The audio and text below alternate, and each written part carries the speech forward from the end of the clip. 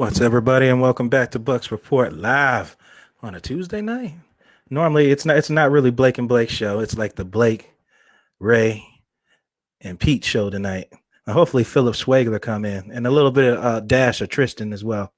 So hopefully, we'll get something live and exciting tonight, interacting with fans and everybody. And you always got Peter Blake there, and then you got the up and coming rookie coming out of the minor leagues, Ray Kennedy coming out the shadows, coming in and relieve pitching.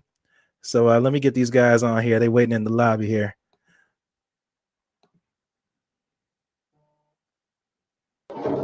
There they go. Look at those Solid faces.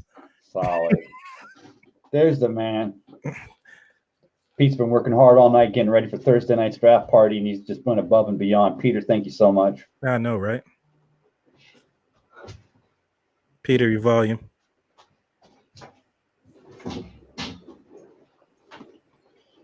Yep. We can't hear you. Put it back out of the lobby. Yeah, it goes back to the lobby with Peter. We see you, Pete, but your mic's not working. The mic is down. Mic is down, Peter. You're good. So Ray's got the win today.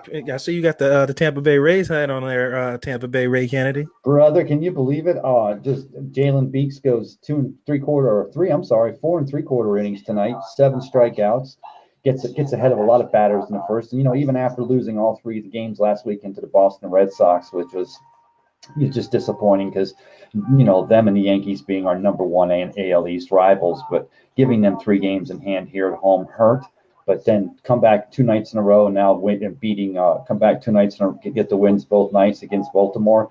It has us a little bit on a wire. We haven't totally dipped yet, but next time we see the Red Sox will be at their place in Fenway next weekend, and then we have to make sure we take care of business there. That would be a great thing.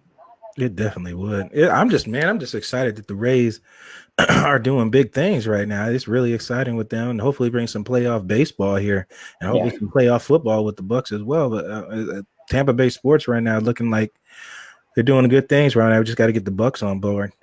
And even tonight on the way home, I was catching the game on the radio, and they're running a promo by purchase Rays tickets, and it's part of a package deal. And because the Rays are now owners of the Rowdies, you can get a couple of tickets to go down there and go down to Al Lang Stadium, where Blake, I drove by there 3 times this weekend after our live show Saturday at Ferg's. I took my kids down to the park there at the end, the Albert Whitted Park. And I sat there, the kids were on the swings for about an hour and a half, and I just sat there staring at Al Lang, trying to figure out how could a pro-sized stadium work there. And it's just not, unless they will redo the road, we could do a stadium with the outfield glass walls with a view of the yachts in the marina. We could even have the left field wall would have a view of that new $90 million pier. Mm-hmm. We could have trams going up and down each way, going down before the game and back up down after the game. We've got restaurants as far north or as far west as 34th Street. Logistically, it is possible, but you cannot build a stadium because we'd have to build one at least 25 to 28,000. You'd want it big enough to host an All-Star game, and then maybe in the World Series we make it. So for it to happen there, real long shot. Hopefully, still it's a good shot to possibly get built at the current site and then restructure that area and redevelop where they can make their money doing that. But we'll wait and see. But you're right. Solid playoff baseball would be a great way to carry us into the fall and take our minds off the ticking of the clock, waiting for camp to start this summer. Yeah, that's like you said, trying to fit all that in that area and then make it the size so you can fit all-star stuff there and festivities, and the parking will get crazy once you get all that rolling there. Lord of mercy. Well, I've got a plan. Yeah, I've got a plan. No, I'm sure the city of St. Petersburg will approach me, and I'll talk with them, and we'll put the ball in rolling. You work it out. Yeah, well, that's how we'll do. That's how we do here at the Bucs Report, right? We put the ball in motion, and we figure out logistics. Yeah, Bucs Report, and we put the B in Bucs. And that's we put the B in Bucs, and Pete better put on his pants. Oh Lord, get that microphone working. Is he back? Is he still back in the lobby? Yeah, I'm taking him out of timeout right now. Okay, let's see. Peter, you're out of timeout. What's going on, guys? Can you hear me now? There he is. All right, guys, what's going on? Only 2 days away from the NFL draft. Are you guys ready? Are you ready for this party at Ferg's? 1320 Central Avenue on Thursday night, starting at 6 o'clock. Yours truly, Tampa Bay Tampa Ray Kennedy, and then we're going to have Al Keck and also Pat Yasinskis starting at 7:30 with the mock draft and pre-show. And then after that, we start at 8 o'clock. So I know you guys are ready. We'll be out there Thursday, Friday, and of course, Saturday afternoon, live on the Sports Web, the evolution of sports talk television. There you go. Wall-to-wall coverage. I even told someone today, I said, we're going to be out there. And I said, Peter Blake and Pat Yasinskis and Al Keck. Oh, Pat Yasinskis and Al Keck. I mean, big time. I was like, yeah. Well, we've been doing this for months. They've been catching our shows. And I've been noticing a lot more people starting to make comments. I hope we're going to have a real good crowd out there because we're going to have a great time. Absolutely. Sadly, we'll be separated this time. Our marriage will be separated. I'll be at Raymond James myself with Mr. Keith Larson, the big dog himself, coming all the way down from Gainesville. So that's going to be exciting. Hopefully, you'll see a couple players out there. I usually always catch up with Peanut Clifton Smith. He's usually out there every now and then, so I can see if I get a little one-on-one action with him and see if I can catch up with him. So we got the Bay-to-Bay covered for this draft. We've got the Tampa Bay Buccaneers and the NFL draft covered, Bay-to-Bay coverage. So why be anywhere else but on the Bucs Report on draft night Thursday? And then, of course, if you decide to tell them the Bucs Report and the Sports Web sent you, you get a free draft beer in care of Mark Ferguson. And Mark Ferguson always said that he wanted to do a draft show. So this is a great thing that's going on Thursday night, gentlemen. And, let's get to it. I think, all eyes are on number 5 at this point, and the consensus favorite at this juncture is Devin White at number 5. Now, let me ask you both. Are you buying that it's going to be Devin White, or do you think there's going to be something that's going to happen at this point with the Jets and also the Raiders at 3 and 4? You want this one first, Ray? Blake, you're the man. You do this one. All right. No, I'm not really buying the Devin White write-off. I've had a change of heart watching some deep tape on both Ed Oliver and on boy out of Kentucky. Josh Allen. Josh Allen, you could get both out of him. You could get pass rush and linebacker ability. He's really good in pass coverage.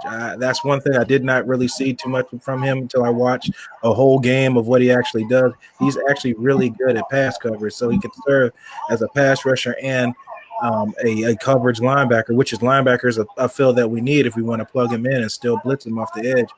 Ed Oliver is a game changer.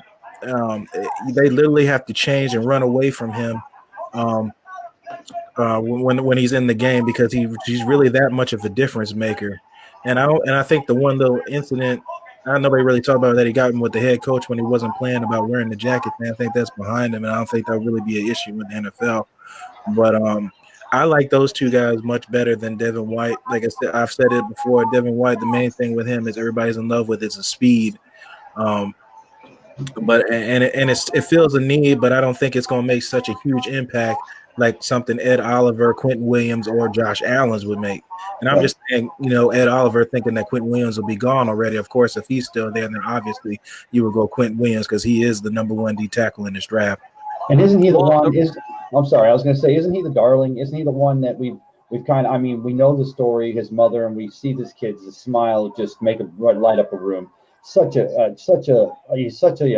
really motivated, and he's just a player that I've just fallen in love with. And don't see him fitting into the Raiders style of play.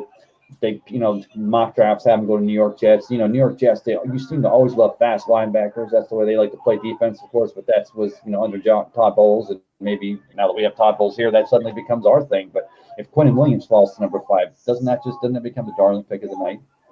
Yeah, I mean, look, if Quentin Williams is there at number 5, the Tampa Bay Buccaneers have to run to the podium, as I said months ago. And look, if the Raiders do something crazy, which, look, when they're sending all their scouts home, and then Ian Rappaport is coming out and saying they have a pick that nobody thinks that they may select, I always go back to the quarterback and Dwayne Haskins and with Mike Mayock and basically saying in so many words, we like Derek Carr as a franchise quarterback, not our franchise quarterback. We think that he's a franchise quarterback. We also feel like if we can do the best for our team, we're going to do it. And then Devin White has been mentioned in that conversation. You talk about speed. What are the Oakland Raiders organization and their history known for? Speed. They like it. For me, I think you got to go for a pass rusher. I've said it before, and I'll say it again. It's either Josh Allen, Quinnen Williams, or Ed Oliver. And because Gerald McCoy, and we'll get into this a little bit, Gerald McCoy did not show up to voluntary camp, it leads me even more to believe that he's out of here. He's gone. He's not going to come back. They're going to figure out a trade. The team that doesn't get a defensive tackle in the second or third round, that's going to be the team you're going to trade him to. And if you can get a fourth or fifth round pick for a team that's going to take on that $13 million, you got to go for it. But you got to draft defensive line, in my estimation. And everybody's saying, well, you may get a game changer in a middle linebacker. I think you can go in the second or the third round and do that instead of going in the first round. And look, if Ed Oliver, Quinnen Williams, or Josh Allen are on the board, you better believe that Jason Light, Bruce Arians, no risk it, no biscuit. You better run to that podium as fast as you can go and make that selection on Thursday night. I'll tell you what, though, if you think about a line next year, if somehow it works out from a contract standpoint, and you think about a possible when they go to a 4-3 or in the 4-3 alignment, you got JPP, Vita and then Quinnen Williams on the other side, and Gerald McCoy still inside. That would be a formidable defensive line. I can see us having some, you have the old guys standing up and holding up. You got Vea pushing back. You got JPP using those long arms of his, and you got Quinnen Williams trying to make a name. That would be interesting. That would be fun. Yeah, no, and I think, again, for me, going back to the whole draft process, Quinnen Williams to me is the most clean prospect, could possibly be the best prospect in all of this draft. And if you replace him on that defensive line, then you could definitely have some things going on, especially in that 3-4 defense. So, the story comes out today. Bruce Arians says or is asked about the whole situation of him saying McCoy doesn't need to show up. He's asked about it, says, no, I didn't say that at all. McCoy shows up if he wants to. What do you make of this situation, Blake and Ray? And of course, I'm your host, Peter Blake of the Sports Web, the evolution of sports talk television, here live on Tuesday night with my guys. So what do you think here, guys? Not coming to a voluntary, let me say this for the record, it's a voluntary camp. But not showing up for it does show something's going on. McCoy does his own personal training all offseason for 9 years anyway, but not making any signings of McCoy this whole offseason to meet any of the guys coming back and trying to get some work in does say something's going on. I think everybody, including Gerald, knows that they're trying to work out a deal getting him out of here. And I don't think a restructure is going on, which I would hope for. Is some type of restructure to keep him and add some more depth to it, but it doesn't look like that's going to happen.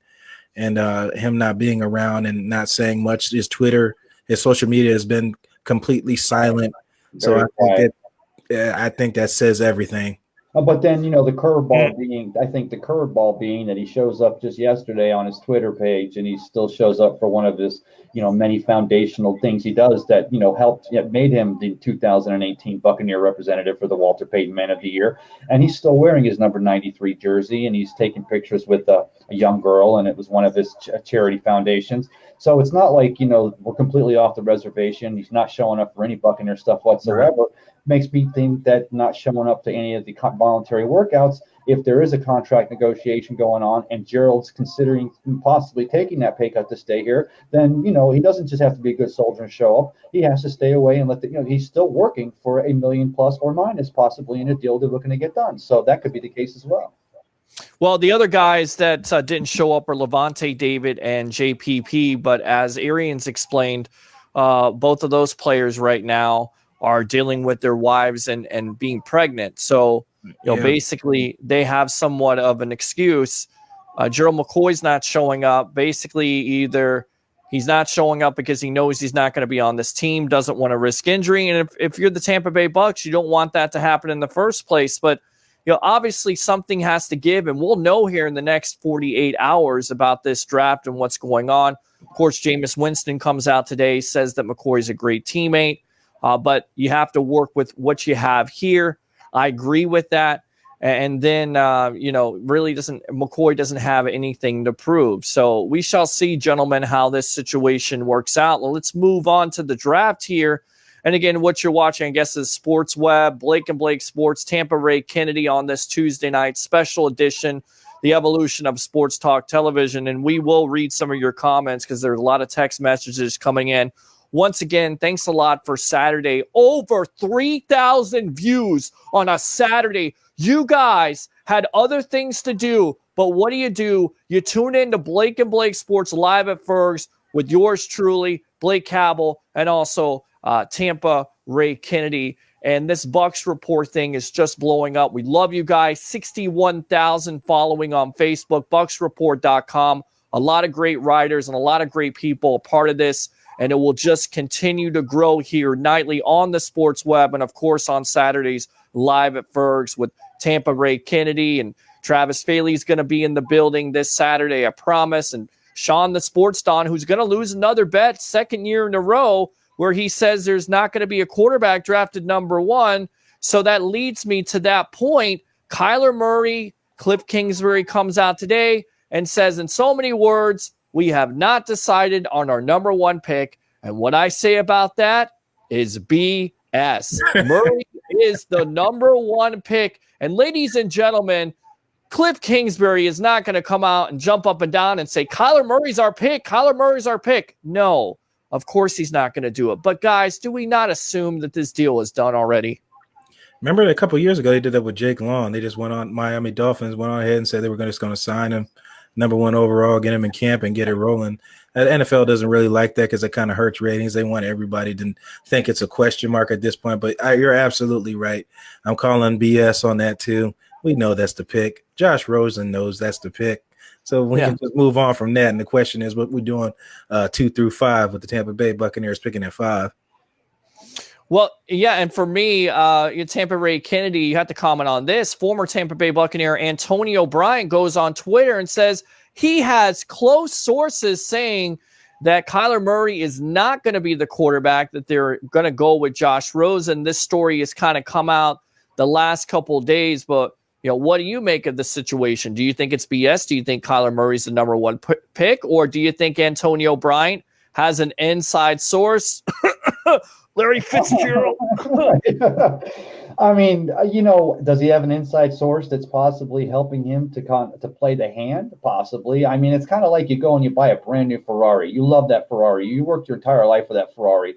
But you drive around and you throw a for sale sign on it. You have no intentions on selling that Ferrari, but you still want to hear you want to hear how much other people love that Ferrari. And I think that they're talking about still keeping Rosen at quarterback, even though Kyler Murray is the plan. I think it's just because you always want to, let's just wait and see. Maybe somebody decides that they're not going to be able to get Frisco to trade out of number 2, and they want Bosa more than the world. Maybe they suddenly offer something that's unbelievable. Maybe it's a team in the 3rd spot. Maybe it's somebody that can move up 2 that's guaranteed not to take Murray. Of course, that gets the ball rolling on, all the bingo chips start to fall and all kinds of things will start to happen. But then as Bucs fans, it makes it great for us because it just makes it more volatile and possibly plays right to our favor. Absolutely. And I think, the spots to watch, not only San Francisco at 2, but of course 3 with the New York Jets and the Oakland Raiders. Who knows what the hell they're going to do after sending their scouts out on Easter and saying, well, don't come back because most likely you don't have a job anymore. What you're watching is a special edition of the Sports Web or Blake and Blake Sports, whatever you want to call it. It's a Tuesday night. What the hell are they thinking? I'm your host, Peter Blake, along with Mr. Blake Cabell and Tampa Ray Kennedy. So let's go out to Bucs Report text line here, read some text messages, and get your thoughts on some of these. Peter has a high-grade microphone that Facebook doesn't like. Very true. Of course, Thursday night at Ferg's, starting at 6 o'clock, maybe earlier, because I'm telling you right now, I took off the whole day, and basically I told my job, look, I'm not going to work. You're not going to want me there because I'm going to be distracted all day long. And honestly, if I have to talk to somebody on the phone and try to sell them, it's not going to happen. I most likely am going to tell them to go jump over or jump off a bridge at this point. So I basically took off for the whole day because it's a holiday. I'm like a kid on Christmas morning waiting to see what the Bucs and what every NFL team decides to pick and who are the new players. So Red Flag Podcast in the house. Tampa Ray Kennedy has huge hands.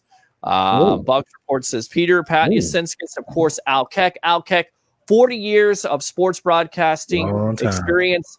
WTSP Channel 10, WFTS Channel 28, and of course, Pat Yasinskis, covering the NFL since 1993 for the Tampa Bay Buccaneers, Carolina Panthers, and of course, ESPN. Real quick story about Al Keck, really quick, and this is a true story. Just starting out in broadcasting school, trying to get back into radio and also try to do this TV thing, took one of his classes on Saturday mornings. Saturday mornings, I can't get up, but it's Al Keck, right? He gets you excited about sports reports when you're 10 years old, so you got to go and you got to take this class. And he always instilled in me and gave me the confidence and said, you know what, Pete, you can definitely do this, but in order to really become a master at this and really go somewhere with it, you have to learn the ins and outs behind the camera. So I'll go back to Connecticut School of Broadcasting, learn the ins and outs. This is why we have what we have right now, the Sports Web, the evolution of sports talk television. Learn it all, go to radio, and then what do we have here in 2019? About 4 or 5 years later, you're hosting a show with one of your mentors that you look up to. You're hosting a show with the guy that's worked at ESPN. If you're not tuning in to that broadcast that night, and I get it, you want to tune in to NFL Network and ESPN and ABC, but I'm telling you right now, Bucs Report, the Sports Web, we're going to bring it that night. I got all my troops together, and we're ready to storm the compound, and that compound is Ferg Sports Bar and Grill. We're going to give you the best draft coverage out there, including the Tampa Bay Buccaneers. So I know you got excited, right? That was just a beautiful speech right there. Right? I felt the only thing you needed with that was just this is Sparta, and then you just keep right on going with it. I almost got up and just ran. Exactly. I'll tell you what, I know why you guys, why yourself, Pete, and Al, and Pat are doing your thing from your angle. Philip, myself, and a few other Bucs Report people from the Sports Way. We're going to be working the room out there in the bar. We're going to be getting as crazy as Coach is going to let us. We're going to have a live mic. We're going to have cameras. We're going to be doing posts. We're going to be doing updates. And again, remember, everybody, we're not just doing the draft to say, oh, woo, woo, woo, the draft pick is in. Here's the pick. Let's wait for the next one. We're going to be analyzing it real time to see what does it mean for our Bucs. Do the Bucs end up trading up? Probably not. Do the Bucs trade back? Okay, what are they thinking about? Or who's available? As the draft starts to break down, it starts to become a real thing. As it starts, that very first pick gets the ball rolling, and we're there to cover it. And we want you guys to be there because that's what we're all about, is having a good time watching it. Yeah, and if you guys aren't out at Ferg's, then basically you get on Bucs Report, bucsreport.com.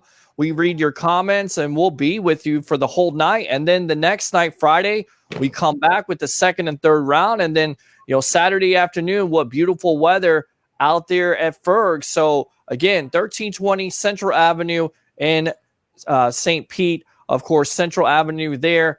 If you want to get wings, if you want to watch the Rays, you want to watch the Lightning, you want to watch the Tampa Bay Buccaneers, definitely get out there because they have great service, great food, and, of course, a great atmosphere. And it will be unbelievable on Thursday night. So, yeah. Richard says, wish I could be at the draft party. Well, you will be. Just tune in here on the Sports Web, and you'll be with us. So, Pewter Report has an article today quoting Arians and Jameis saying McCoy is still a teammate and leader who would be welcome in the voluntary camp. Well, look, I don't think they're going to say he's unwelcome, and I don't think they're going to say that he's a bad teammate. I get what you're trying to say. He still is on this team, but again, I would expect with everything else that's happening, if they do address that need, which it looks like they will in the draft, hopefully a defensive tackle, defensive end, most likely McCoy either gets traded or he gets cut. Hopefully he gets traded. I like the linebacker from New Mexico State. Somebody has a TV or speaker in the background there. Let's see. Johnny says Ray's got the guns covered tonight. Somebody said you had big hands, and somebody says you got the guns, Ray. Everybody, Tampa Tampa Bay Ray right now. Ray Kennedy is popular. Did you guys know that coach put a dancing pole on the stage for Thursday night? So they're going to be doing some dancing, and I am going to do some karaoke as well. Yeah, please don't. If you're going to do that, make sure you're drunk and make sure that I'm not there. Please don't do that. No drinking and no getting drunk and no drunken karaoke singing on a dance pole. None of that. No, please, no. Yeah, Blake Cabell. Yeah, I know that you can echo those thoughts of what I just said. Nobody wants to see that. Thank you. Hey, now, nobody's got any time for that. So nobody got time for that. I saw Rock Riley posted today that he was over there, and he posted some stuff on Facebook, and he said that Jameis does not look 250. He looks like, zero body fat. So it sounds like that extra weight that JW was talking about putting on, he's put on muscle. If you know Jameis, he's not a slouch when it comes to working out. This boy puts in work. He's working like he's making $20 million, and he's going to put in that work for it. So when people are thinking 250, I'm sure he wasn't that far off from it to begin with, maybe another 15, 20 pounds, but it's going to be muscle. And I think it's going to work out for him, especially he's scrambling more. He's getting back to the old Jameis, running around and not trying to force passes, just get the first downs and move the chains. That's the part I liked about that he learned from Fitzpatrick. Take the yards that's given. And Fitzpatrick learned a lot of things from him too, is the slaying the ball a little bit. So I the breakup and the tension between fans and stuff like that, but they learned a whole lot from each other. Go ahead. No, look, there's, it's definitely, it's going to be a fun time. It's going to be a fun time out there at Fergs. And with Jameis Winston, going back to that, he's playing at 245. He played at 245 last year. He's only putting on 5 extra pounds of muscle. So they were making a big deal about this. But yet, nobody will make a big deal about Marcus Mariota putting on weight. Well, why is he putting on weight? Well, the reason why is because he's been hurt. Right. So he's trying to have some armor to it. That's what it's about. Yeah. So. Well, I'm hoping that all that weight Jameis put on, just put it on down his legs, because that was where dropped a lot of it. And of course, I know he was trying to get the quick twitch and be able to step around and all, but for Jameis to be able to step into those gunslinging shots he's been throwing since at FSU, the power comes from the beneath and down in the legs. And I'm hoping that's where he put that weight on. I think that's where it looks like he did. So what are the chances that GMC restructures? A Bucs report answers that 25-75. He doesn't. What do you guys think? Does GMC restructure his contract? I don't think so. I would love to keep him here and play, and him at least see a winning season or make playoffs once in his career, but it's highly unlikely. He feels he's earned that money, and he's correct. He's earned that money. He hasn't slouched off since he's been here. He's put in work. But I've voiced this several times about McCoy. His lack of production is more so on the team's development of other players rather than his production.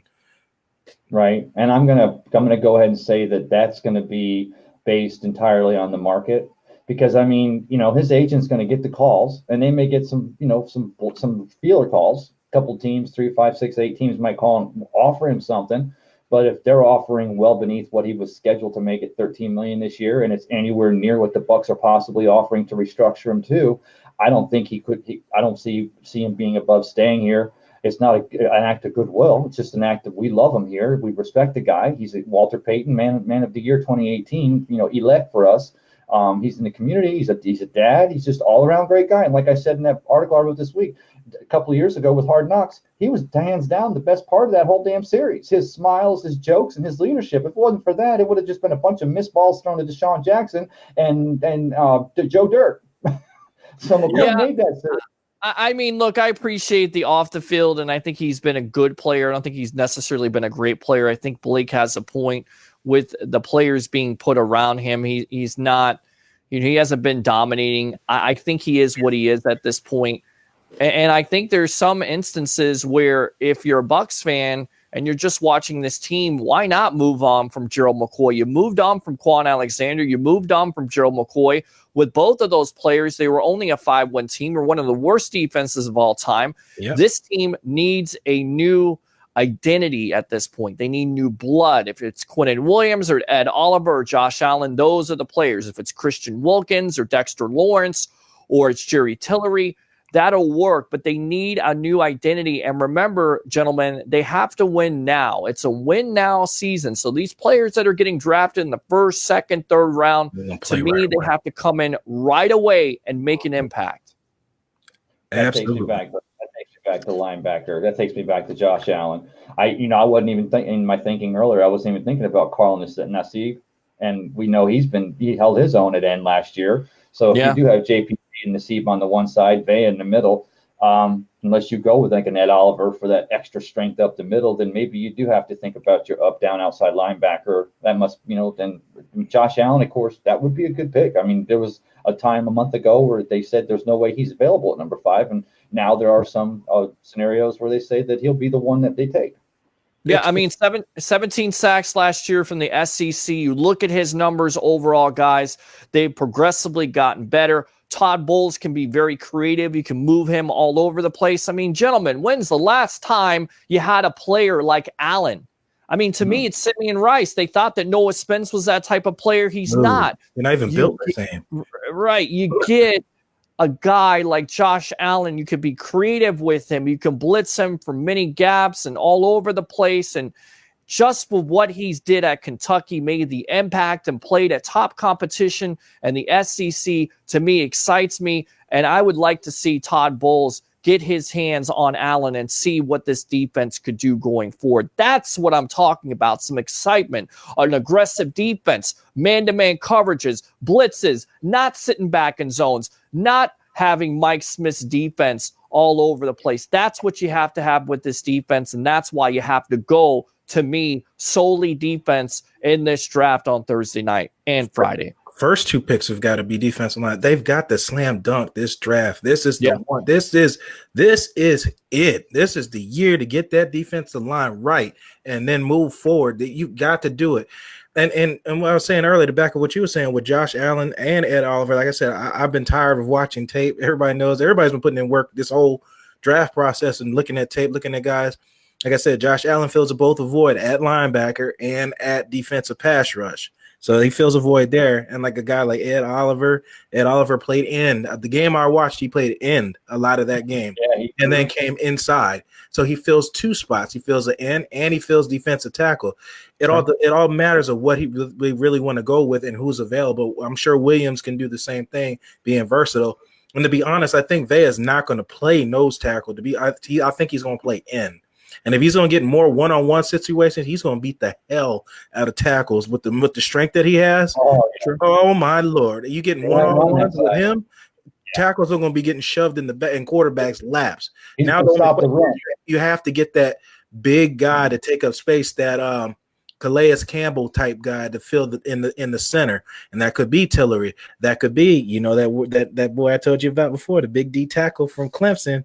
That's the kind of guy you get that you want to plug in there, and you can get him in the late first round or second round and fill that out. This draft is just so much fun at this time because there's so many angles you can go with. But we can really fix this defensive line in this draft. This is the year to do it. Ray, go ahead. No, I agree entirely. That's exactly right because no, I agree. Let's go out to Bucs Report here. Let's read some more text messages. This is the Sports Web on a special Tuesday night. I'm your host, Peter Blake, along with Mr. Blake Cabell, Tampa Ray Kennedy. As the Rays win tonight, Winston is the big ticket item to go this next year. I don't think so. I don't think he's going to go anywhere. I think a lot of that stuff is going to cease to exist once Winston puts on the show in Arians' offense. What are they doing with McCoy? We're still wondering at this point. We're only 48 hours away to understand what they're going to do. McCoy needs to just restructure his deal and stop all the nonsense. I have a feeling something is up with Patrick Peterson and the Bucs. Do you have a feeling of that, or is that something that somebody is trying to create out there because of the relationship between Steve Kayam, Jason Light, and, of course, Bruce Arians? Is Patrick Peterson, in your opinion, both of you guys, do you think he is in the Bucs' plans on Thursday, Friday, or Saturday? How much is he getting paid? Yeah. Getting paid a lot of money. Right. Yeah, I mean, The issue's money right now. So if you're gonna bring him in with a big monster contract, it's not gonna happen. Not unless they're trading McCoy with them. How is Peterson making 10 million? He's making over 10 million. Yeah. Yeah, I believe he is. He's making over 10 million at this point. And the only way, again, the Bucs are at 2.6, 2.7. So you have to free up money in order to sign your draft picks. So at this point, unless there's something big that happens, I'm not talking about any trades. Roy says, hope he's gone. Bye-bye, McCoy for Patrick Peterson. That's what somebody suggests. My experience says a voluntary camp or meeting isn't really voluntary. What's going on, AJ? White isn't a top 5 pick. I get we need a middle linebacker, but Quan and Beckwith were a 4th-round pick. Shelton Quarles went undrafted. Thank you very much. And everybody's so, blown away by the speed. I get it. He's talented, but there has not been a middle linebacker that's drafted in the top 5 since Marvin Jones in 1993 out of Florida State. Are you joking? I get it. It's a passing league, but when you have an opportunity to get and look, you could trade down. If you want to trade down and get him, that's fine. Right. But for me, and I don't mind trading down. Again, if those players are not there at 5, trade down, get players that are just as good or eventually maybe better, and then go from there, pick up some extra picks. But whether you trade up, you trade down, which I think trading up is also a possibility, especially with the Jets wanting to trade out, supposedly. Who says you don't shipped McCoy to the Jets for their linebacker in exchange for those number 1 picks? I've thrown that out there. It doesn't mean it's going to happen, but I definitely think the Jets would be interested in trading out unless they stay there and take the pick. All that intrigue will be on Thursday night. You're going to know about 8 o'clock, especially probably around 9 o'clock, unless the Bucs do trade up or trade down. Go ahead, Ray. You want to say something? Yeah, I was going to say here's part of your, the tit for tat or the game of the draft. Just today, Greg Allman of the Athletic tweeted out that Arian says that there's really 6 guys at the top of the draft for him that are once in a generation type players. So it would take a lot for the Bucs to trade down from the number 5 spot. So, and I'm not saying there's not, because every draft, there's once in a generation players in the 7th round. There's a quarterback in the 7th round that's a once in a generation. I'm not saying there's not truth to that statement, but there you go. I think that's part of the, posturing for if the Bucs are going to move down and possibly fill in with some of those good, solid players and build a solid nucleus. We're going to trade out of that number 5 possibly, and maybe we pick up a 2nd and a 1 next year, or a 2nd and a 1st, depending on what's still available and the Jimmy Johnson, value of pick system. See what they can get for that. So that'll be also part of the fun one Thursday night. Exactly. Good point. Mark my words. The Patriots will try to get Brate from us. I tell you right now, if the Patriots try to trade for Brate, they better give up at least a 3rd or a 4th round pick. Oh, without a doubt. Brate offers nothing in run blocking. That's not their kind of tight end. They've already expressed interest in Austin Seferian-Jenkins. Well, I thought they signed him. Didn't they sign him? That's their kind of tight end, the guy that can block and catch. Brate does not fit the bill for them. Right. Overpaid period. Restructure would be awesome. I would hate to see a great buck leave on bad teams, but I get it. It's a business. Exactly. It's a business. And look, this has happened before. It happens with the great teams, and the Patriots being one of those great teams that you can always go back to. Lawyer Malloy went to Buffalo. They get blown out. Everybody thinks the sky's falling. And then eventually the New England Patriots go on and win the Super Bowl. They know, they understand when it's time to get rid of that talent, when it's not any good anymore. So that's what the Bucs are looking at. And I'm looking at from the standpoint of McCoy's $13 million. He's a 6.5 guy. He's never been able to basically stay healthy. Only 3 out of his 9 years he's stayed fully healthy. Do you think he's going to get better? I don't think so. Maybe he does in the defense, but maybe he doesn't. In the new defensive system, I don't see it. I think you definitely have to cut your losses with McCoy at this point. It is a business, and you got to free up money. Let's just speculate here, throw one out there. What if the Patriots were to call, and maybe they've already made this call, and asked Bruce Arians, what would it take to even get a conversation going about O.J. Howard? No. And No. well, I'm not saying. I mean, we still have in his rookie contract, but OJ Howard is that run blocking tight end and that kind of catcher. And I'm not looking just to give New England world championships for the next 6 years. But with Godwin and Evans and Brait, we've got catching receivers. We're developing young guys. There does come a point where we have to realize how much money can we have locked up in all these offensive toys, and before we start thinking about having to have that money to spend on our defensive toys and build for that defense. Well, look, it's a good point, but you drafted Howard a couple years ago, first round. He can be an extremely talented tight end, one of the number one tight ends in the league. So I'm going to start with 2 first-round picks, and then if they don't give me that, I'm going to hang up the phone. After that, I don't care how many weapons you have. You also have injuries. Howard hasn't been able to stay healthy. That's why I'm not inclined to get rid of Brait at this point. The same thing could happen. And look, everybody's talking about the money situation. Yes, you have Jameis Winston and his contract coming up next year. And if he performs to the level that I believe he can, and under Bruce Arians' offense, he's going to get paid a lot of money. Look at the quarterback market. But there are some contracts coming off the books, namely Gerald McCoy, possibly JPP, Levante David's getting up there. So when everybody's saying the sky is falling, pull a little Aaron Rodgers here and relax, because a lot of this money and most likely is going to come off the cap here. And eventually you're going to have an opportunity to go out into free agency. But once again, it all starts in the draft. If you want to build the team for the future, you try to go get those prospects, develop them, which the Bucs as an organization haven't done necessarily a great job. And then you mix in free agency. Right now, if they're in a win now mode, you would expect them, with that money being freed up next year, to be bigger players in free agency. But they've kind of taken the Patriots approach with these 1-year deals, prove it deals. So look, if these guys are bums, then basically you can cut your losses next year and fill those needs in free agency or the draft in 2020. And I just saw Matt Colson flash across the screen, and I love him. And he's right. I mean, I was talking nonsense. I was literally talking out the part of my body that I shouldn't have been. But I was just, I was throwing it out there because this is the time of the year that those calls are being made. They're calling and asking about stuff like that, and they probably knew before they even made that call that wasn't going to happen. And I love OJ Howard. I mean, I love what he's got. I loved it when Bruce Arians first came in. He saw this kid out there practicing on a field, and Bruce Arians' jaw dropped, and Jason Licht had to actually lift it off the floor. He said, "That's our tight end." So, I mean, I love that. So, but the thing is that we're just talking about and how we can make this draft as useful as, because that's where Jason Licht, we can't compare Jason Licht to Rich McKay. Rich McKay was a great general manager until John Gruden got too much control, and then the Glazers ended up letting John Gruden make the calls, and then Rich McKay was gone, and now he's been with Atlanta.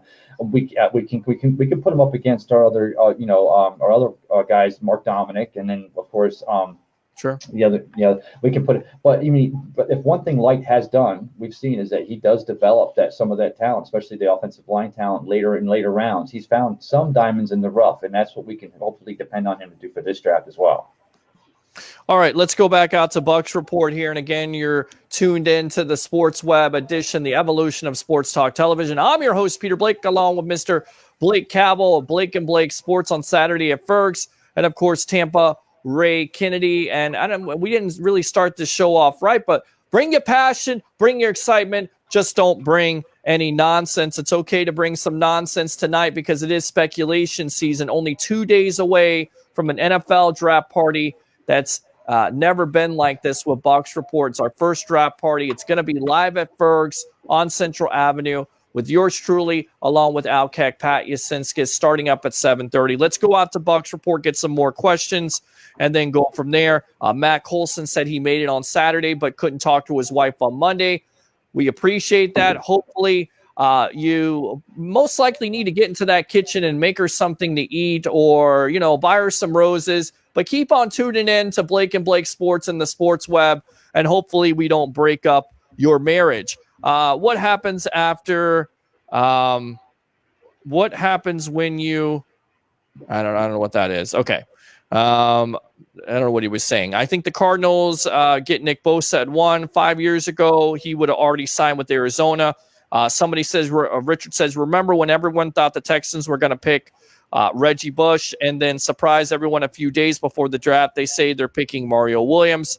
That could happen because the same thing happened last year with Baker Mayfield coming out of nowhere. A lot of people projected Josh Allen at the time, Sam Darnold, and it wasn't neither one of those players. It was Baker Mayfield. Arian said there were 6 blue chip prospects in the draft, and he would be happy to have any of them. So I don't think we're trading, depending on what kind of deal you get. If there's a quarterback on the board, I mean, there's a lot of factors at this point. And again, it comes back to quarterback, and we'll see what happens and who's on the board at that point. Sorry, but I think Rosen is going to be a legend. I don't see that. The Bucs get White, Sweat at 5. How would they get both of those players at 5? Explain that. That would be unbelievable. The Jets and Raiders picks will determine the rest of the first round. I agree. Peter Bueller's day off. I like it. Peter, you should get Ray's makeup person kind of bright tonight, bro. I don't know what that's. Hey, I saw a question, Jeremiah Hafner question. What do you guys think is the best corner in the draft, best safety in the draft? Wow. I'm telling you right now, a guy that's really coming up as a corner would to be Lonnie Johnson Jr. out of Kentucky. Here's another player from the Kentucky Wildcats SEC competition, big, physical, 6'2", ran a 4.5, so he's definitely going up there. The safety position at this point, I mean, you have a couple names out there. Taylor Rapp from Washington. You have Darnell Savage from Maryland. I'm forgetting one big one, but there's plenty of safeties. I mean, what are you thinking, Blake? It all depends on what you're trying to do. Abrams is pretty much a pretty good box rangy safety out of Mississippi State. We talking about safety. You talking about Lonnie from Kentucky? Yeah, played a lot of man on. What happened to Peter? Played a lot of man on his receivers because he had Josh Allen on the side, so he was able to play press coverage on the corners and stick with them down the field and make plays and picks and stuff like that.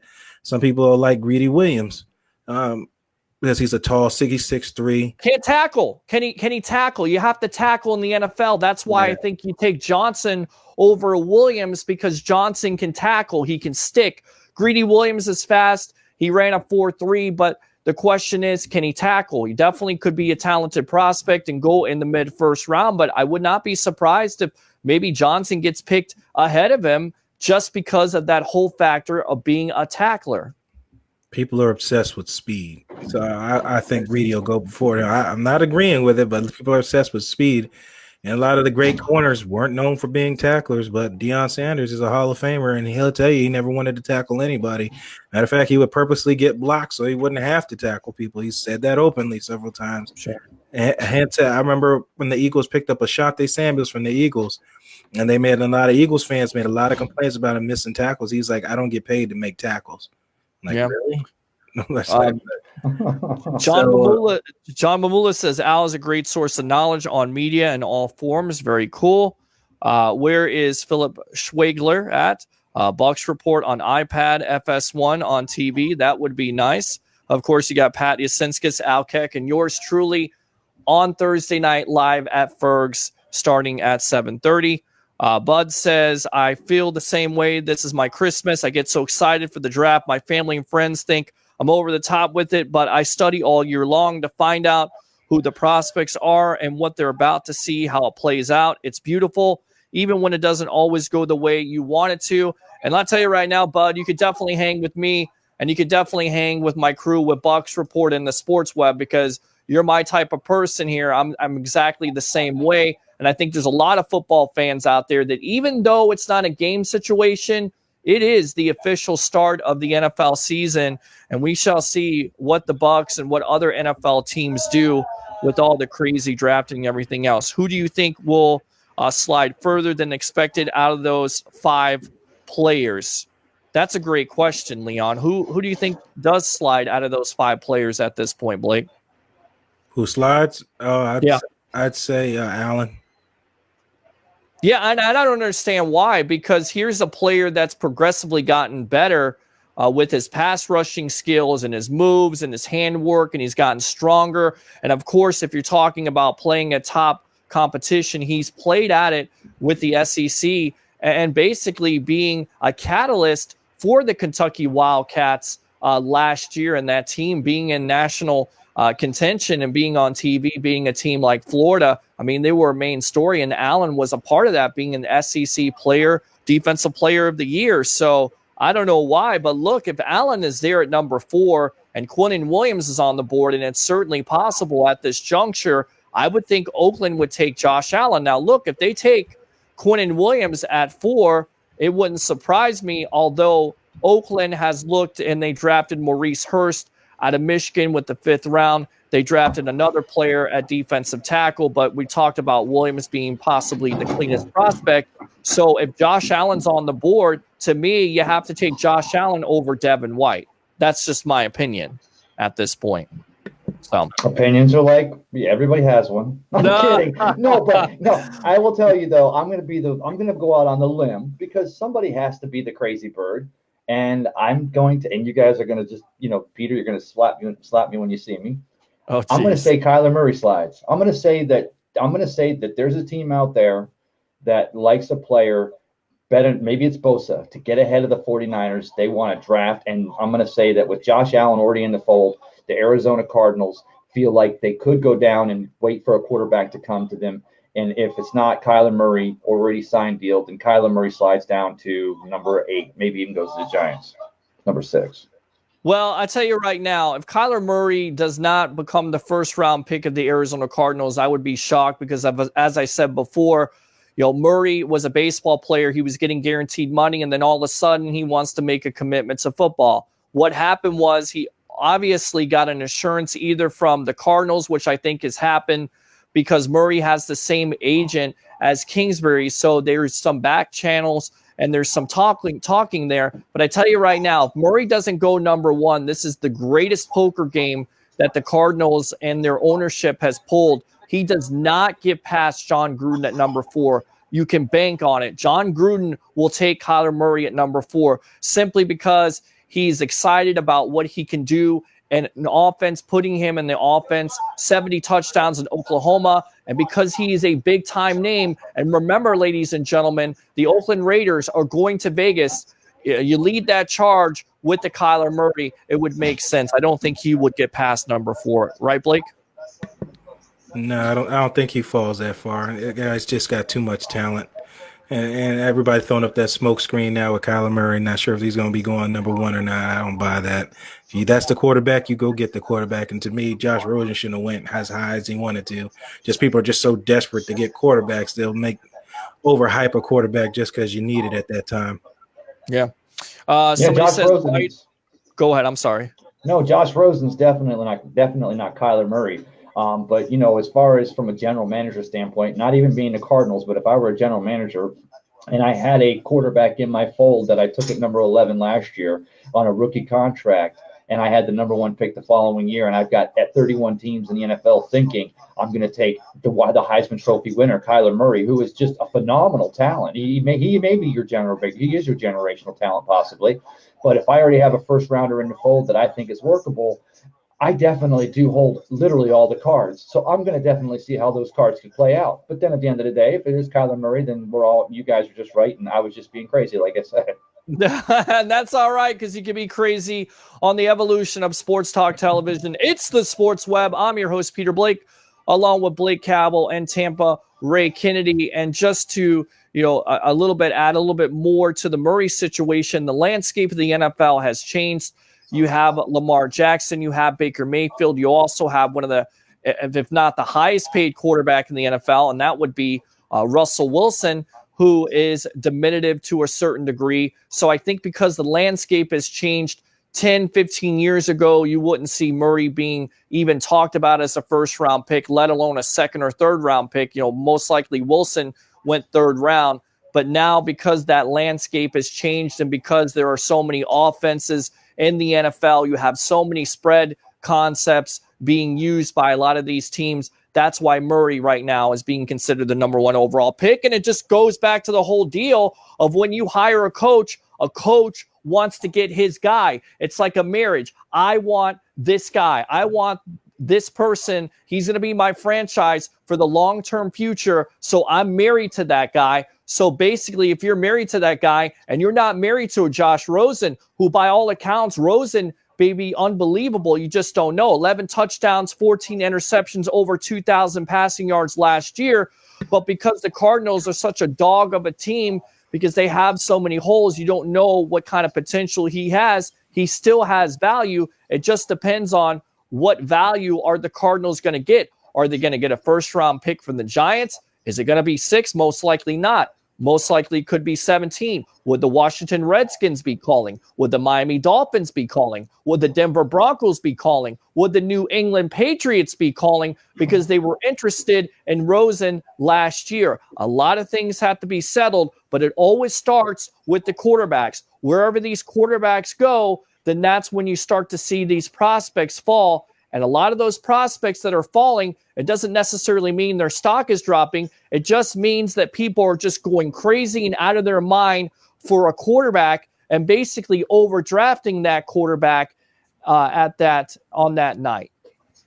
And so Arizona Cardinals' logic is they don't have an offensive line and they have so many holes to fill, so we'll just draft the best running quarterback, even if he is 5'11" and comes in, smallish in size, but he's got a rocket for an arm. But he'll be able to run around and save his own life. And hopefully they don't get him injured in his first year or two, and we're not looking at another RG3. But I'm just using that as a hypothetic. But I mean, still, it's like they do have so many holes to fill, so they will be listening for that phone to ring. But whether they take that call or even give it any kind of general interest, I don't know.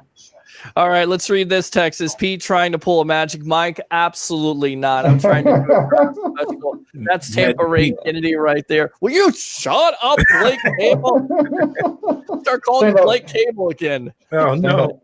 Stand up, Pete. All right. Tampa Bay Ray here. I could see Mark will install a poll by the stage. No, thank you. Lord. Team 813. That's funny. Quinnen Williams, Nick Bosa, Josh Allen, Jonah Williams in that order. Jonah Williams is a player that's kind of been forgotten about. During the process, he was looked at as a top 10 pick. Then kind of his draft kind of fell off because they were saying he had short arms. Consequently, the same size of arms that Joe Thomas have, now he's kind of going back up there. People don't know if he's going to play guard or right tackle, maybe even left tackle eventually. What's your take on him, Blake and Ray, at this point with Williams? Jonah Williams, yep, it's a name that's forgotten. Another name that's also forgotten is, since we're talking about Alabama, is Josh Jacobs, but we'll talk about Williams right now. I guess a lot of people thought was what I was thinking originally. I didn't really think he was an NFL tackle, not a stud. Like I told you before, Alabama doesn't really put out too many stud offensive linemen, period. They're pretty much run-based offense. And Tua did take pretty bad beating this year. He got injured a couple times with protection from Alabama, and Jonah Williams is a part of that. I think he would suit better inside. You would play smaller. Well, I wouldn't say necessarily smaller, less nimble players in the defensive tackle position, and maybe you can hold up if he can hold his ground. I think that'd be a better spot for him than on the edges, because now you're facing elite pass rushers in this league, and you struggle with Cleveland Farrell, which is decent rusher, but he's not as agile as somebody like Josh Allen or somebody as Bradley Chubb and Von Miller. Those are the guys you're going to have to go against in the league. I don't think he can match up to that, to be honest.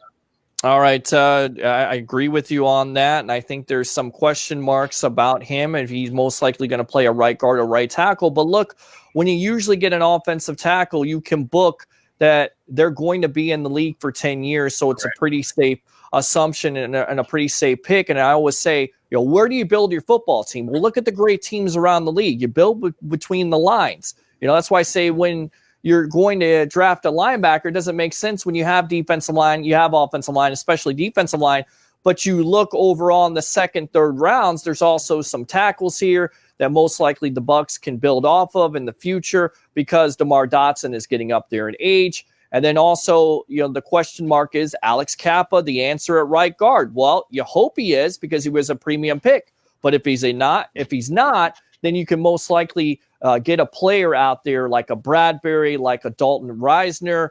There's players out there that can fill those positions and come in right away. Remember where this team is right now. They want to win now. So you have to get players not to look to develop, but come in right away and start and make contributions. So just to summarize, we are going to trade Brait. The Beard's going to come back. We're going to get rid of Jameis, and OJ Howard will be a Patriot. Is that what we covered tonight? Yes, those bold predictions. All right, let's read Bold some more prediction. text messages here. We got Johnny saying Blake looking clean, shaming Peter and Ray with his dress game tonight. Yeah, really? I got the looks Bucks good. Report shirt, which, by the way, Ultimate Logo, 1812 Main Street. If you want to get your Bucks Report polo, I thought you guys were going to be wearing your Bucks Report polos tonight. You better be at the draft party here Wait a in 2 minute. days Are at you not? Birds. Wait, We got to Peter, represent now. You're not wearing a tie. I'm not wearing a tie. No, I'm not. No, Thursday night, you're not wearing a tie because I thought you would totally outclass me and show up with the tie. Nah, I'm just gonna wear the Bucks Report polo shirt. That's all. We're You gonna got be it, brother. all in black that night. So let's see here. Offer GMC in the later round pick to Denver for Chris Harris. That's interesting. Somebody says so fresh and so clean. Sad because McCoy is a perfect size for a 3-4 defensive end. Correct. But again, it's $13 million, right? Yep. And we have that defensive end on our defense. That's a position that we're not overstocked, but we have. Right. Right. So, And you're asking a 31-year-old defensive tackle to learn a new position. I'm not sure if that's necessarily going to come off so well. So again, I'm all about moving on, new blood on this team. This is one of the worst defenses the last 5 years, and that included with McCoy and also Alexander. They haven't performed, so it's time to move on with Todd Bowles and see what this defense is going to be all about. GMAC doesn't have the burst off the line anymore. He used to make NFL top 100 every year, and now he hasn't made the last 2 years. That's a list that's picked by players. And also, Richard, he hasn't been able to stay healthy.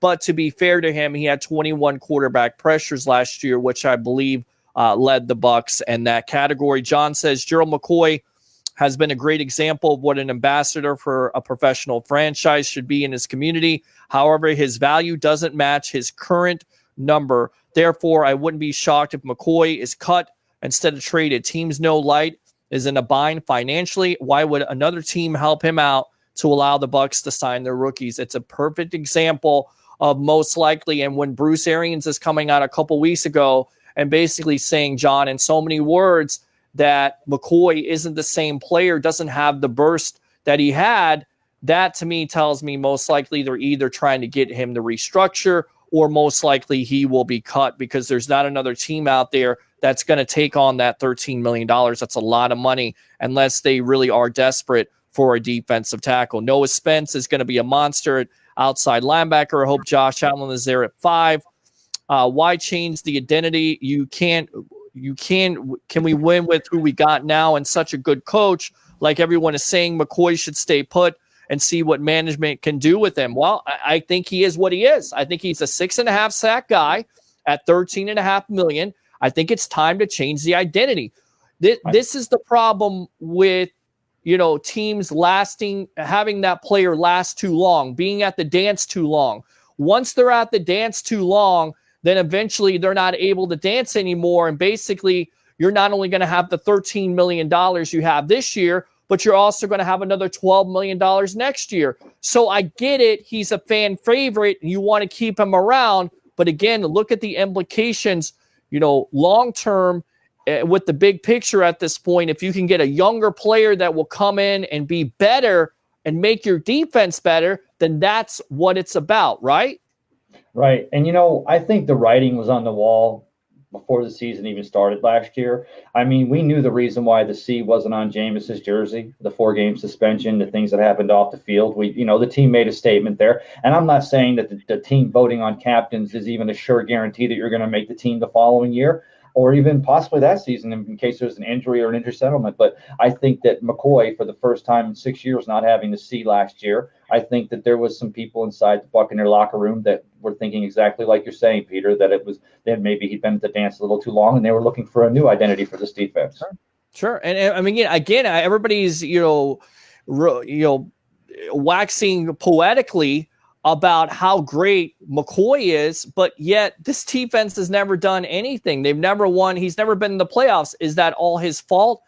Maybe not, because they haven't necessarily put the players around him. But let's get realistic here. This defense has been one of the worst the last 5 years. McCoy's been on it. Quan Alexander's been on it. I get it. Defensive coordinators have not been good, and they not necessarily use the talent like they should be used. And I think that's the most exciting thing with Todd Bowles coming here, using an aggressive style defense with Vernon Hargreaves, especially on the outside, and Carlton Davis, and using more blitz pressure, because you can't play zone defense these days in the NFL and make it work. It's few and far between. You have to be more aggressive, especially with the quarterbacks. If you're giving a quarterback more than 3 to 5 seconds to throw the ball, we know, we've watched this happen when you do that, whether it's Case Keenum or Tom Brady or Cam Newton or Drew Brees or some guy that's a backup quarterback. If you give them that much time, they're going to pick your defense apart. That's what they've done the last couple years. That's why it's so imperative for the Bucs, which, by the way, 29 points they've given up defensively last year. You've got to fix it. You better fix it fast, and it better start on Thursday. Good point. Thank you. All right, let's go back out to Bucs reports here. The Bucs desperately need McCoy's salary. No, we don't have the money to pay him. He's due $13 million. We don't have it. Agree. You have to sign your own players. You have to at least free up $7.5 million to do that. The player that doesn't fit the scheme is JPP. I disagree. I think JPP can fit the scheme, and he was your most productive player, and you can get the most out of it. I definitely think that can happen. Hopefully, a draft day trade. I don't see it happening. In fact, I agree. So everyone agrees we shouldn't trade our pick for any reason. It depends on what the deal is. I don't necessarily agree on that. But look, if there's a Josh Allen, a Quinnen Williams, and Ed Oliver, in my opinion, that's on the board. You have to take that player instead of trade out, unless there's a team out there like the Washington Redskins, which basically knocks your socks off, gives you a first round next year, gives you multiple premium picks this year where you can address those needs. John Mamula says, Bucs report the exact reason why the Bucs haven't found a trade partner. Why would another NFL team take on the salary for an aging player like McCoy to help the Bucs be able to sign their rookies? Exactly. Well, though, but hey, the point is, though, like you said, after that draft, if it doesn't fall, the chips don't fall where they may. Right. And that's the reason why the Bucs are probably telling him not to come to practice, because he won't be here. But let us help you, and we'll keep you through and up to the draft. We'll see if something comes in that's beneficial to both sides, and if not, then we will help you get the best value you can get after that draft, because we're going to probably help you find a team that'll want to come after you, even if it means we end up cutting you. We'll keep you here until the value for you becomes its greatest. Right. The only way to lose in this draft is by overvaluing any single player. There are 200 draftees in this draft from top to bottom, with only a point grade separating them. Johnny is definitely on this draft point deal. I get that. I just favor some players more. But again, I'm not a scout. I've never been a coach or a scout. I just look at those 3 premium players, even those 4 premium players. I think if you get one of those, you're in good shape. Undoubtedly, but McCoy has value. I just wouldn't be surprised to see him packaged on draft day. It's possible, I guess. I could definitely see it happening. And I put out the Jets. I don't know if they're going to take on the $13 million. That is the most difficult thing. I really like both of the Ole Miss receivers, being DK Metcalf. A lot of people have talked about him. Where do you see Metcalf going at this point, Blake? So Metcalf is Al Davis type player. I think I mentioned before. All speed. Never heard of the guy till draft day. Reminds me of a guy named Darius Hayward Bay out of Maryland. Yes, he was drafted by the Oakland Raiders, and he couldn't catch a cold until he got to the Steelers, which his hands became more consistent. But what was the reason why they drafted Bay in the first place? Speed. That was it. That was the lone thing why he was drafted. And if you want Metcalf, by all means, go ahead and pick him up. Yep. I think I sent you, Ray, and everybody his stats. What was the one thing that stuck out to you? He didn't play in many games, did he? So what's that tell you? He can't stay healthy. No, you can't stay healthy. Ironically, guys that are like gym rats like that, they don't stay healthy. Like I remember back when I was in school, we had the fastest guy in North Carolina, Thomas Lewis, came out to play wide receiver for us, and he's physical fitness, got hurt. guys like that can't stay healthy for some reason. I don't Tweak. know what it is. They tweak. Sure. Gotta be a fat guy like me. Oh, shut up. AJ Hawk, 5th overall. AJ Hawk was the 5th overall pick. Well, how good was AJ Hawk for the Green Bay Packers? You just made my point. You know, you had the kid out of Georgia, Roquan Smith, who was drafted 8th overall. Good player, but the player on that team was Khalil Mack. I'm not saying you don't address it, but look, you can get a Ray Lewis, you can get a CJ Mosley, you can get these players later on in the first round. You can go in the second, third round, and even Quan Alexander, who everybody seems like they're infatuated with on this team, with the defense supposedly being worse than it was, yet Alexander had 78 missed tackles. So, and they drafted him in the 4th round. So you can get linebackers in the later rounds here. Patrick Peterson will restructure his contract. That will be awesome. But I mean, these players are going to restructure their deals. Why would they do that when they could just stay with their current team? And it seems like Peterson wants to stay with the Cardinals. He came out a couple months ago. John says no team will take him at that salary. I think it's going to be tough. Stop with the generational player stuff. Johnny is on that train too. Doesn't think there's any generational players here. You agree with that, Blake? I agree. I mean, you know, you're talking about generational players and all that, and you can't miss out on guys. I think what Dean said that, wasn't it? And he's talking about players rated 6.66 in his draft. I mean, well, he's 6'6", so that means he's the beast. But that's not a good thing. That would be the devil. So yeah. that would that's true. That's true. triple six.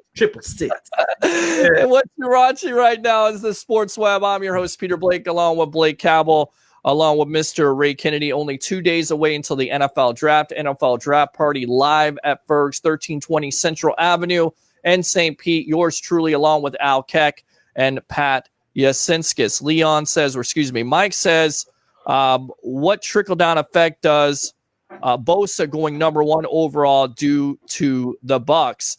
Is this a possibility? Because this is what Antonio Bryant, the former Buccaneer wide receiver, who played at Pittsburgh. I don't know if he has Larry Fitzgerald in his ear. I just threw that out there, but he was tweeting it, saying that the Cardinals are going to go with Nick Bosa. If Nick Bosa goes number 1, what does it do to this mock draft? And basically, it's like a bracket. It ruins everything that's thrown out there, right? Yeah, I mean, plus doesn't it keep Bosa out in the left coast and, you know, go over there next to his brother Joey over there in San Diego? So sure. No, in Los Angeles, my bad. But you know, it keeps it out there, is Bosa the generational player that could topple the draft? I honestly, he was injured. I know he's played great. I know he's a stud. I don't know. I can't stay healthy. He can't stay healthy the last 2 years. I mean, here's a guy that, you know, showed flashes of brilliance. He's got all the measurables that you want. Of course, his family played in the NFL. His father with the Dolphins. Of course, Joey with the San Diego Chargers. But he can't stay healthy. But you look on film, whenever he was able to stay healthy, he was a dominating presence. So I can understand if the Cardinals are going to go in that direction, but I just can't see it. But look, if Bosa goes number 1, then, of course, Kyler Murray's on the board. So then does San Francisco get calls from the Raiders? Do other teams like the Redskins and the Giants start to call and go up and get a Kyler Murray? It kind of changes things a little bit. It definitely changes things a little bit because there's still a quarterback on the board, and there's going to be those teams that are going to definitely try to trade up into those spots to get Murray. And I think definitely the Oakland Raiders are in that conversation big time, especially with all the draft capital that they have. John Gruden's crazy. He'll definitely trade a couple first-round picks to get his quarterback. I truly believe that. And if he doesn't, then he'll take him at 4. And Raider fans will be like shaking their head. Why? Because you have Derek Carr. Because Derek Carr is not Gruden's guy. Mike Mayock even said it. We think of Carr as a franchise quarterback. He didn't say our franchise quarterback. He said a franchise quarterback. That, to me, is not a ringing endorsement at this point. At Derek Carr is Oakland's guy. Is Derek Carr Vegas's guy? No. Vegas's guy would be a Kyler Murray. Vegas's guy would be a flash and dash and strongest arm in the league, and that would be what you'd be thinking there if the Raiders were able to get him at number 4 or even move up a spot or 2 to take that quarterback. Sure. Leon says at 5, we are in the best position possible. Teams are going to be trying to trade with us, plus the 6 players. Plus the 6 players are all good. Let's see here. Brait can be the Pats' new Aaron Hernandez. They traded with us for Tim Wright a few years ago. Yeah, but again, this team got rid of Adam Humphries. Do you really want to get rid of Cameron Brait too? I'm not necessarily sure about that. Don't they have like 63 offensive linemen? Maybe they could give us one of them back in return. We get rid of the salary, and then they give us one of their heifers off the farm. Right. Let's see here. OJ. I guess it's OJ is a stud, a sleeper tight end. Wesco. There are a couple tight ends, especially in the first round. You have Noah Fant. You have Hawkinson. Both of those players out of Iowa, and then of course you have Irv Smith Jr. from Alabama. Brait would go before Howard. Howard is not going to be traded. Tampa Ray is talking nonsense. I guess they were going back to that OJ Howard thing, so I'm just reading these comments now. You're already asking for too much with 2 1s. I don't think so. Frank Clark went for a 1st and 2nd in 2020 and a 3rd swap. Do you think we resign David? Good question. Do you think we resign David next year? Yeah, he's coming to the end of his contract, which was a very team-friendly contract when we signed him. Oh, man, it's always tough. I think it depends on the money, right? And it depends on who you replace him with. Right now, you can see you really don't have anything to replace him with. I mean, there's a lot of questions about first the middle linebacker, and then, of course, Beckwith, if he's going to come back. I mean, what else do you have there? You have Keith Mentor. You have Dayon Buchanan. I mean, you have some players there, but of course you have to fill that position. That's why Devin White has been mentioned. So right now, I think it's a wait-and-see approach. But David is coming down to one of his end of his contract. So is he going to get as much as he first did? Most likely not. So it's going to depend on what the Bucs are, what David is asking for, and what the Bucs basically are willing to give him. And if they're not willing to make that number, then most likely they're going to go with a younger player. And I think, David has definitely been a consistent player for this team, and he'll get even better under this defense, because if you look at Greg Schiano's defense, when David was able to blitz, I think Todd Bowles is going to be able to turn that on and get that aspect that David was able to blitz the quarterback. I think those factors are going to be used in this defense going forward. Agree? Definitely that, especially if you use okay. Realistically, they should swap first rounders, get a 2nd and 3rd if they were to trade. Well, for me, I'm asking 2 first-round picks because I think OJ Howard has a chance to be the number 1 tight end in the league, not only athletically, but with this offense and Jameis Winston and Bruce Arians being able to use him in the slot in different ways. I think he definitely could have a very productive year. You look at his year last year before he got injured, he was on a tear. He was ready to rip it up, and he has to stay healthy. That's what it comes down to. Jay says we got a young squad this year, no matter how we slice it, but growth is coming with this team going forward. I definitely think so. It has to. Jerry Tillery, if we trade down. Jerry Tillery is kind of interesting. Definitely athletic, 4'7", 40, explosive at Notre Dame, but also an explosive personality. Off the field, some red flags there, some big-time partying ways. If you get a Tillery in the 2nd or 3rd round, are you liking that pick? Or are you still not liking it because of the off-the-field stuff, Blake? Oh, man, these guys are young men. Like, everybody wants to bash him and throw red flags at him. Depends on how bad the flags are. I mean, he's young. He's in college. Every college student parties. Well, he's partying a lot here.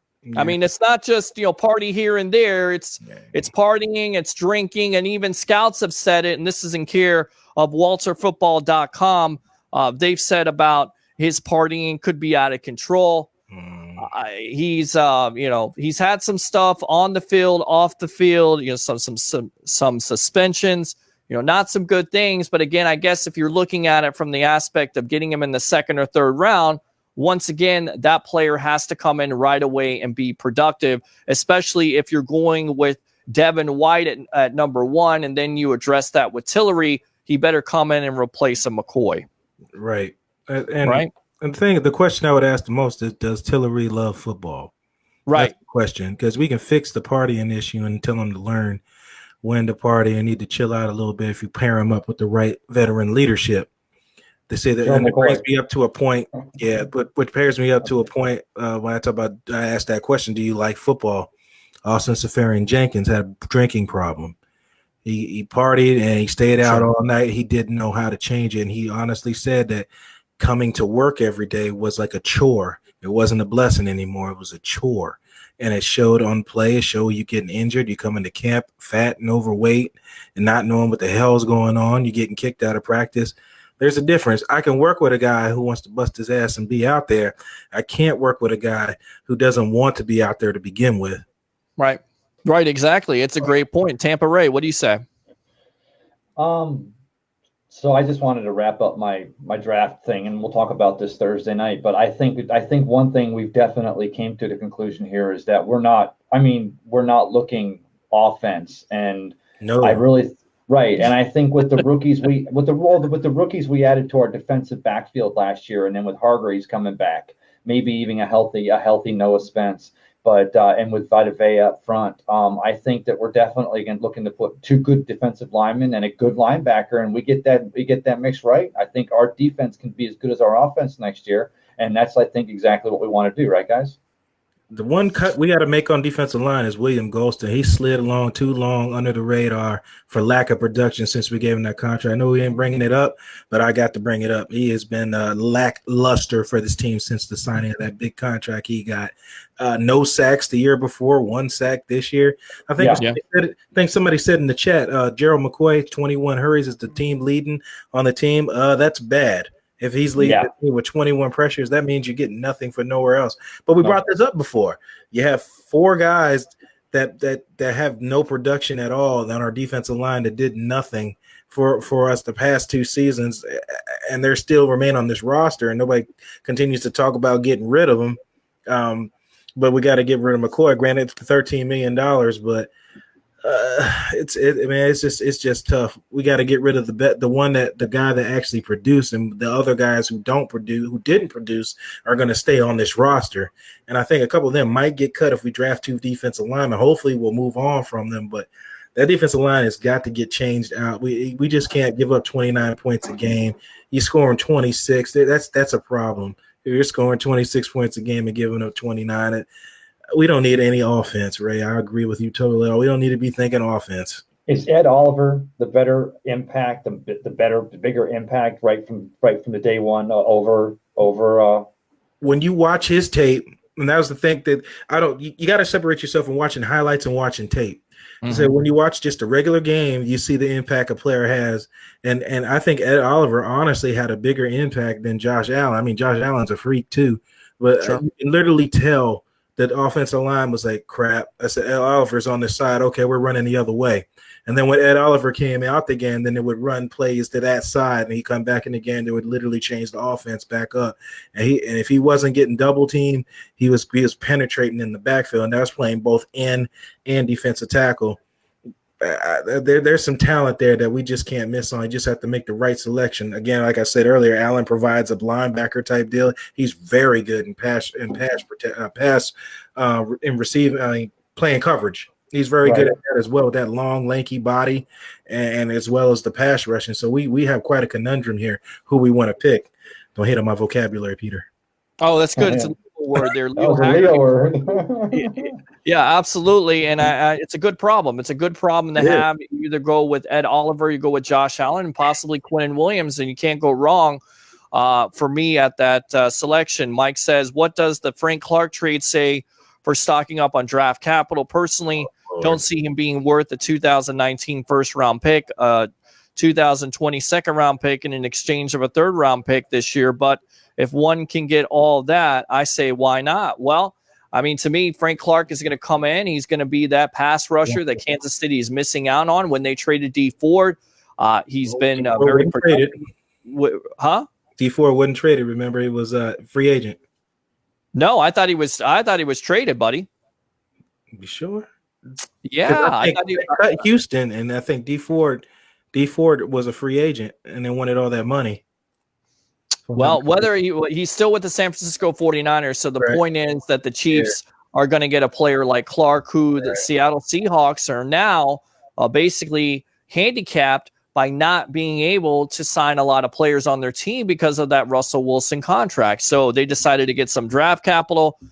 You get a first-round pick this year and then a 220 or 2020 second-round pick. So it's a good deal for Seattle, but you get rid of a productive player. But look, Seattle feels like they can get the same type of defensive end in this draft, a younger option, a more cheaper option. So it makes sense from both teams. And of course, the draft party just 2 days away.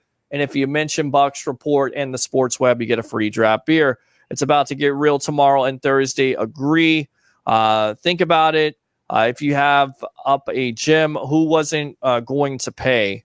Think about it. You have, I don't know what, Greedy Williams, somebody says, GMAC, Winston, Howard, and Vay all had higher draft grades than anyone in this draft. Just saying, draft excitement is will other, I don't know what Johnny's saying there, but I guess he's saying that people get excited over nothing with the names. But I think that's the great thing about the draft. People have their names that they want to pick.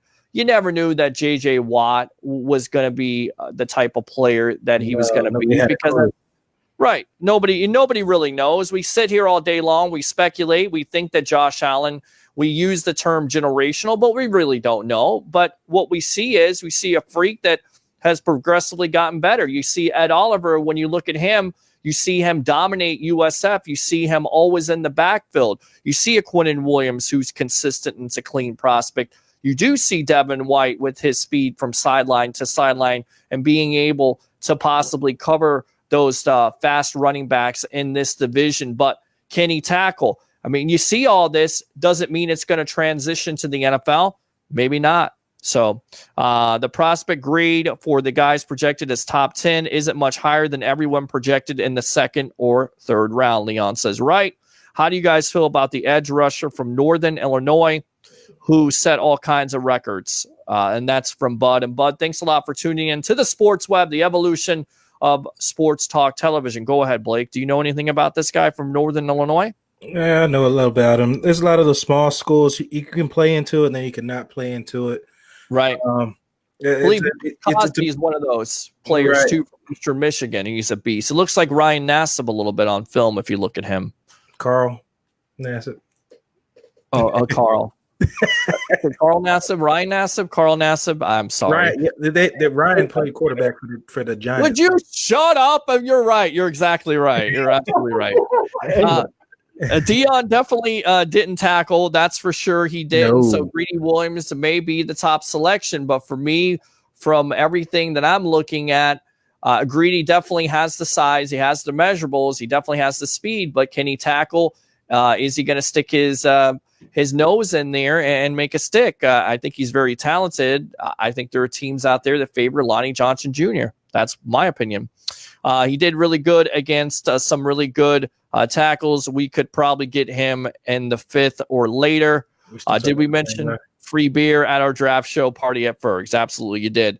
Do you see Simmons in the 2nd round if he drops? No. And I'll tell you why. Because Simmons could possibly be the best defensive tackle or maybe the best player in this draft with how dominating he was in the SEC. The problem is he's coming off an ACL injury, so you're going to have to basically redshirt him, so he's not going to come in here right away and contribute. And then on top of it, there are some red flags, once again, punching the girl in the face. Mm-hmm. I'm looking at all that type of stuff. I think Simmons is definitely worth it for the Bucs at this juncture. I don't, because he's not going to come in here right away and be a player that's going to contribute right away. If you're in a win now mode, which this team is, stop with the developing and, look, you're going to develop players, but right now you're in a win now mode with Bruce Arians. That's where we're at. Is that not correct, gentlemen? Correct. That's correct. Okay. All right. I'm with Tampa Bay, Kyler Murray. I don't know what that means. Have what were you thinking segment with Tampa Ray? Like it. Tampa Ray, you like that? What were you thinking with Tampa? Yeah, with Kyler Murray sliding down. We say that all the time. We've had Tampa Ray on the show before on what were you thinking on Tuesday night. So the NFL has evolved to the point where running backs are so interchangeable these days. Bama running back Josh Jacobs is the number one running back on the board, and he's projected to go in the 4th round. Does that make a major change in how teams draft running backs? Or that's a good question. Does that make a major change in how teams draft running backs, or does a team that takes the risk on a running back try to include him in the passing game or even as a returner? Let me answer this question for you. There's 3 things you have to do as a running back. Of course, run, carry the ball, have patience and vision, make sure you hit the hole. Second thing, catch the ball consistently. If you don't do that, most likely you're not going to make it in the NFL. And the third and most important thing as a running back coming in as a rookie, don't get your quarterback killed. You have to pick up those pass protections, which every running back doesn't necessarily do. That's why Ronald Jones struggled so much last year with the Bucs, because he couldn't do 2 of those things. And that's the reason why Peyton Barber started over him. He can catch the ball consistently and can also pick up the pass protections. Agree, boys? Agreed. All right. Chris Harris requested a new contract or trade. Rosen is going to be good. Arizona has a trash offensive system last year. It remains to be seen. Again, 11 touchdowns, 14 interceptions, highly drafted, top 10 pick last year. We'll see what happens. Baker Mayfield was better than Murray. We agree with that. Mayfield was better than Murray. I think Murray put up bigger numbers than Mayfield, correct? Oh, they're talking about college? Mayfield's more of a leader. Yeah, in college. Yeah, in college. They both succeeded in different ways. Johnny says, how could anyone be married to a pick in this draft where the highest grade player is coming in with a 6.66 draft grade? Insanity. Well, I mean, there are coaches out there that are definitely going to be married to their quarterback. Cliff Kingsbury is going to be married to Kyler Murray. John Gruden is not necessarily married to Derek Carr. He wants his own guy. It happens around the NFL. Hypothetically speaking, what could the Bucs get for the 5th pick, a 2020 first round and more, or maybe a proven player already in the league? That's what Mike is asking. What do you guys think? Are you thinking about trading that 5th overall pick where you get a player that comes in right away and trading it for a player that can come in now, maybe is a proven player but not as good, and then a 2020 first round pick? What do you think about that scenario? I don't think any of the teams that would be looking to move into the number 5 slot. I'm not saying they don't have talent on their team, but I can't think of anybody that would stand out to me to be like, oh, sure, we'll take, Reggie White off your hands and you can have our first this year and our second next year or something like that, right? So I don't see that. No, I think that's tough too to see. The draft is super deep. Teams are still going to reach, though. Absolutely. We need a Centrell Henderson. Somebody says Leon Sandcastle. It's a no tie party. $13 million. It wasn't Leftwich system. Leftwich took over after the OC was let go. Bud Coit. It wasn't okay. I already said that. The fact that 21 quarterback pressures leads the Bucs is the problem. Agree. And when somebody says, draft the best middle linebacker because it's a need, I always think about the need, right? When there was a need for Gaines Adams and you missed out on possibly an Adrian Peterson. Now, at the time, did you have a need to draft Gaines Adams? Yes, but the problem is when you go and draft for a need, then you're basically pigeonholed and you're reaching for a player that necessarily is not going to work out. That's why I say you go for a defensive lineman, because it's not only a need, but also there is value there at number 5. All right. All that makes sense.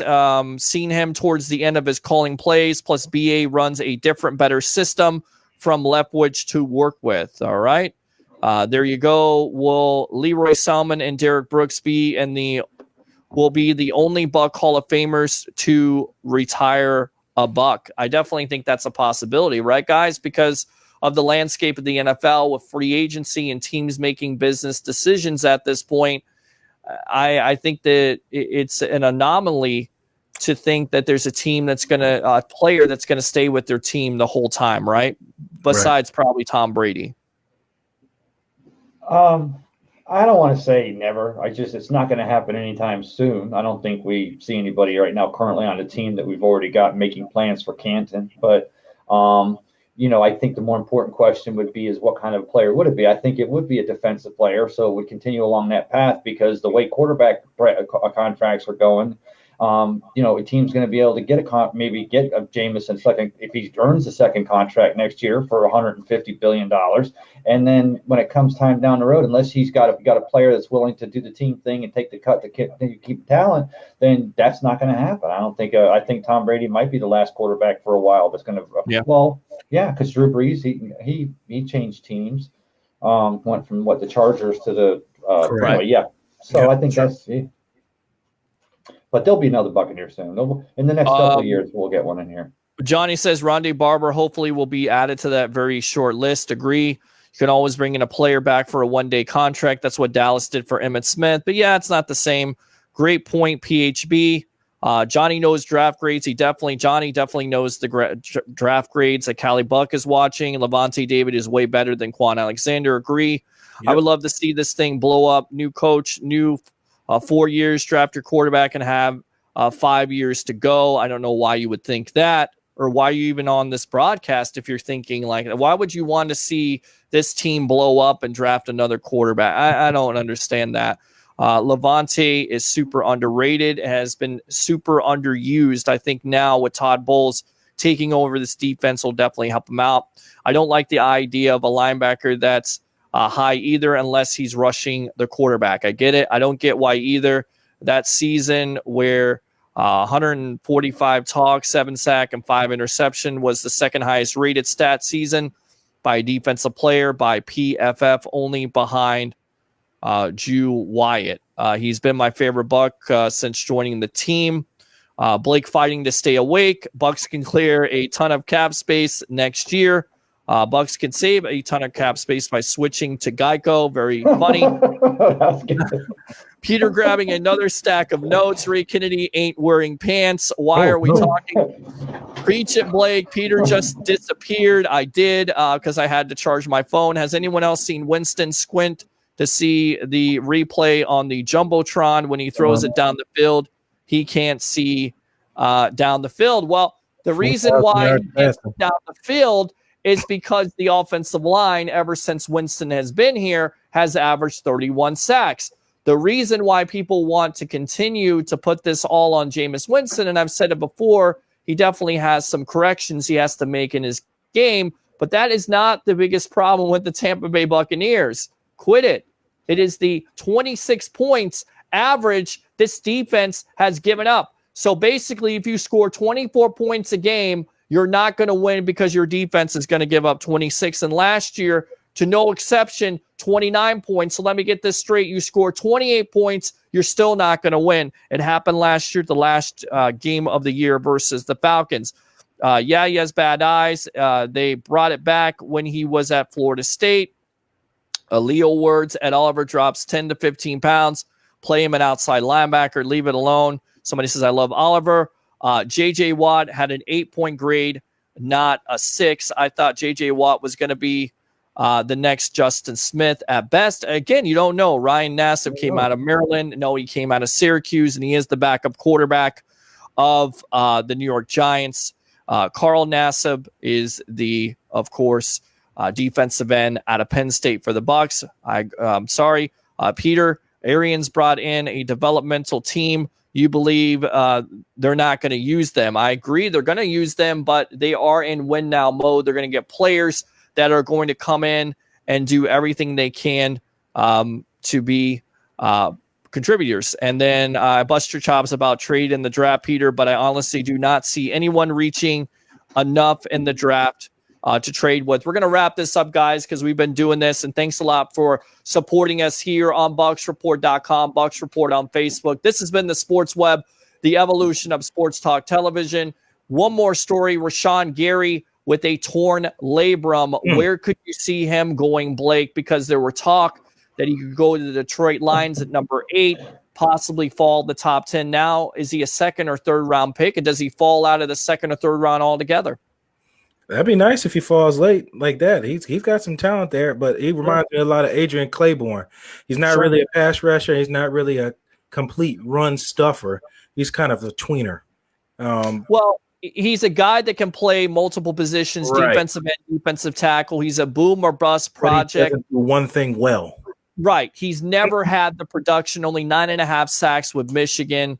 So I would be curious to see where he goes. But again, it's a big time story at this point. I got to get your projections because I know Tampa Ray Kennedy. What are you thinking for the Tampa Bay Buccaneers at number 5 on Thursday night? It's up to you, Ray. Here I go. And the pick is in. Ed Oliver. I like Ed Oliver at number 5. I think that he gives us the versatility that we're looking for and the speed. That's a good start right there. But I also do like the phone ringing off the hook when the fireworks start going off and the Bucs possibly still looking to move back and still fill those needs. Blake Cabell. Yes, sir. What do you think on Thursday night, number 5? Who's going to be the selection for the Bucs? Trade down to 8 and pick Ed Oliver. Ooh. See, now that worked. I don't hate it if it could happen, but the rumors are that Ed Oliver could go 3 to the Jets. Supposedly the Raiders like him. I don't know, but I'm going to save mine on Thursday night. There you go. That's your tease. 2 days away from the NFL draft party live at Ferg's, 1320 Central Avenue in St. Pete. For Blake Cabell, Tampa Ray Kennedy, I'm your host, Peter Blake, giving you something to think about. We'll see you later. See you guys. Thursday.